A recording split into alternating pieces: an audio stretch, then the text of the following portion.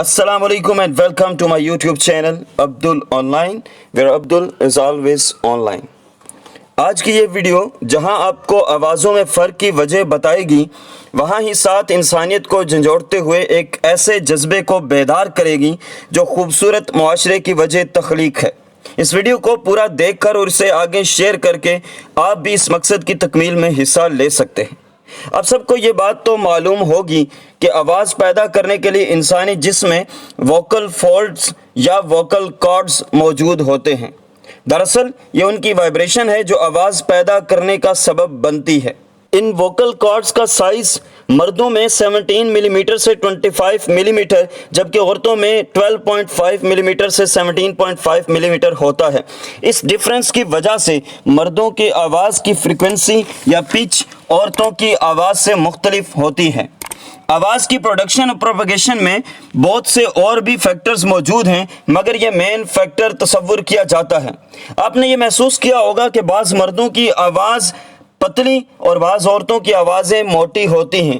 آئیے جانتے ہیں کہ ایسا کیوں ہے۔ دراصل بچپن اور لڑکپن میں تو ان کا سائز بچے اور بچی یعنی میل اور فیمیل دونوں کے لیے برابر ہی ہوتا ہے، مگر جب لڑکے کی ایج 13 یا 14 سال سے گزرتی ہے تو اس کی تھکنس میں اضافہ ہونے کے سبب اس کی آواز موٹی ہو جاتی ہے، جو کہ عام طور پر 95% مردوں کی ہو جاتی ہے۔ مگر اگر ریئر کیسز ہوں اور ان میں اس کی تھکنس نہ بڑھے تو ایسے مرد کی آواز بھی پتلی رہ جاتی ہے۔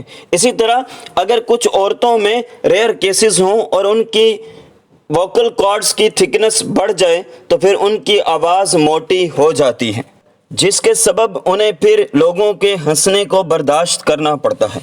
آواز کا باریک ہونا اور موٹا ہونے میں اس پرٹیکولر شخص کا تو کوئی قصور نہیں تھا، مگر لوگوں کا رویہ اس میں احساس کمتری کو جنم دیتا ہے۔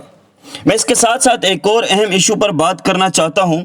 آپ سب کو شاید یہ علم ہو کہ ہر انسان کے سیلز میں 23 کروموسومز پائے جاتے ہیں۔ ان میں سے 22 پیئرز میل اور فیمیل میں کامن ہوتے ہیں، انہیں آٹوسومز کہا جاتا ہے، مگر جو 23rd پیئر ہے وہ ڈیفرنٹ ہوتا ہے۔ یہ میل میں XY اور فیمیل میں XX پیئر کی صورت میں موجود ہوتا ہے، مگر کچھ لوگوں میں یہ XXYY اور کچھ میں یہ XYY اور کچھ میں XXY بھی ہو سکتا ہے۔ بعض لوگوں میں یہ پیئر تو XX ہوتا ہے مگر ان کی مشابہت میل سے ملتی ہے، اور بعض میں یہ XY ہوتا ہے مگر ان کی مشابہت فیمیل سے ملتی ہے۔ یہ ٹرانسجینڈرز کہلاتے ہیں۔ پوری دنیا اور ہمارے ملک میں ایسے لوگ پائے جاتے ہیں جنہیں ٹرانسجینڈرز کہا جاتا ہے، مگر افسوس صد افسوس کہ پوری دنیا کی طرح ہمارے ملک میں بھی ان کا مذاق اڑایا جاتا ہے۔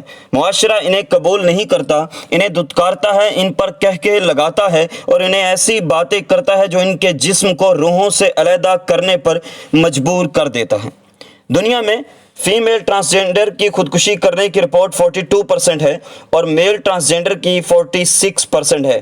جہاں پوری دنیا میں سوسائڈز کی پرسنٹیج 0.11 ہے، وہاں ٹرانسجینڈرز 42 سے 46% سوسائڈ کرنے پر مجبور ہیں، کیونکہ ہم ان پر ہنستے ہیں، باتیں کرتے ہیں، انہیں دھتکارتے ہیں اور اس کے ساتھ ساتھ ان سے ان کے جینے کا حق بھی چھین لیتے ہیں۔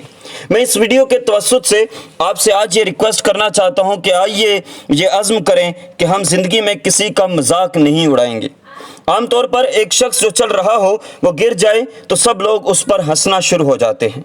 ہمارا دین ہمیں منع کرتا ہے کہ کسی کو دیکھ کر تمسخر کرنا، آنکھوں سے اشارے کرنا، زیر لب مسکرانا اور کہکے لگانا اور اس کی یوں تحقیر کرنا بلا شبہ گناہ ہے۔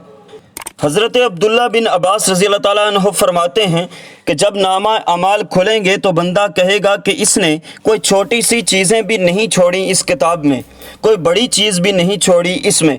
تو کہا جائے گا کہ چھوٹی چیز سے مراد وہ چیزیں ہیں جو کسی مومن کو دیکھ کر تھوڑا سا ہنسا، اس کی تحقیر کی، اور وہ چھوٹی چیزوں کی صورت میں موجود ہوگی، اور کسی مومن کو دیکھ کر جو کہکہا لگایا وہ بڑی برائی کی صورت میں لکھی ہوگی، اور بندہ کہے گا اسے تو میں برائی سمجھتا ہی نہیں تھا۔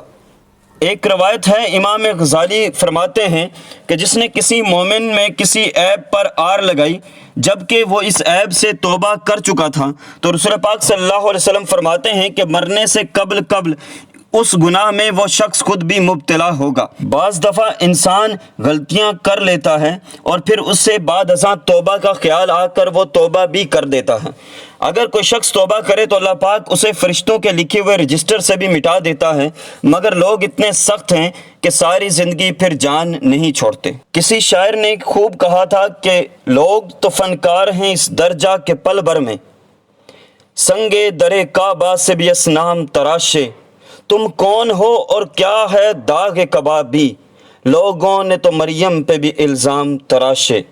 دعا ہے کہ اللہ پاک ہمیں دوسروں کا مذاق اڑانے سے ہمیشہ محفوظ رکھے، آمین۔